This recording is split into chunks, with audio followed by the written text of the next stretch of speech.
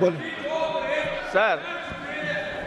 जब हम लोगों की हमारे ज़माने में प्रारंभिक शिक्षा शुरू हुई थी तो अंग्रेजी 6वीं क्लास से पढ़ाई जाती थी, और जब अंग्रेजी थोड़ा सा सीख लेता था छात्र तो टीचर एक वाक्य रटवाता था उनको कि इफ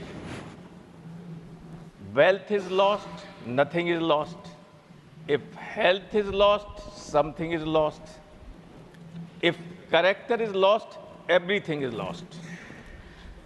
मैं बहुत चिंता भी है और अफसोस भी है कि इस धीरे धीरे हम ऐसी स्थिति में पहुंच गए हैं कि कुछ चैनल्स भी और कुछ उसमें चलने वाले प्रोग्राम्स निरंतर वल्गैरिटी और वॉयलेंस को बढ़ावा दे रहे हैं समाज में। स्पेशली मैं नाम लेना चाहूँगा इंस्टाग्राम रील प्ले का। देश के बड़े पैमाने पर युवा और नई पीढ़ी एक अनुमान के अनुसार से लगभग 3 घंटा अपना बर्बाद करते हैं उन सीरियल्स को और बहुत ही भद्दे और अश्लील किस्म के प्रचार को देखने के लिए। इससे बहुत सारी विकृतियां समाज में पैदा हो रही हैं। आए दिन हम अखबारों में पढ़ते हैं कि साहब इंस्टाग्राम पर मित्रता हुई, शादी हुई, लड़के ने लड़की का मर्डर कर दिया, कहीं लड़के का सारा सामान चुरा के चली गई।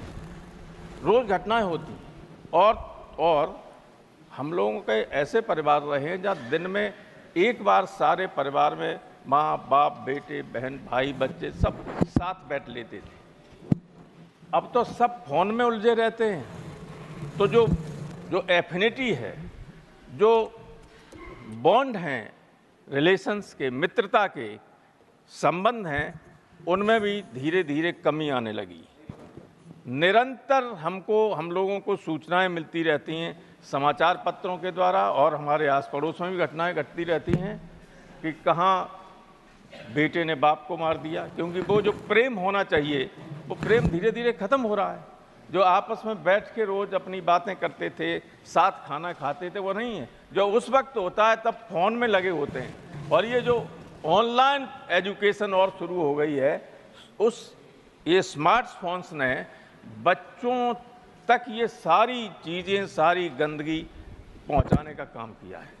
नतीजा ये हुआ है कि जो 1 मिनट हमारी पहले से चली गई। हाँ, वो समय हमने दिया। नतीजा ये हुआ है जी कि जो मैंने एक बार आप ही चेयर पर थे, बहुत पहले हाउस में कहा था कि जब भी किसी समाज में न्यूडिटी और एल्कोहलिज्म बढ़ जाता है तो कई सभ्यताएं इससे नष्ट हो गई। और वो स्थिति हम देख रहे हैं कि बढ़ती चली जा रही है। सब समय दे दिया। ऐसे आर्नल्ड टॉयनबी का मैंने कोट किया था। ऐसे वस्त्र लोग पहनते हैं कि नजर झुक जाती है उस तरफ चेहरा करने से। Thank you. इसलिए गवर्नमेंट से मैं कहना चाहूंगा कि आपने जनसंघ के जमाने से मैं सुनता आया कि भारतीय संस्कृति को सुरक्षित रखने के लिए doctor John Brittas, thank you please.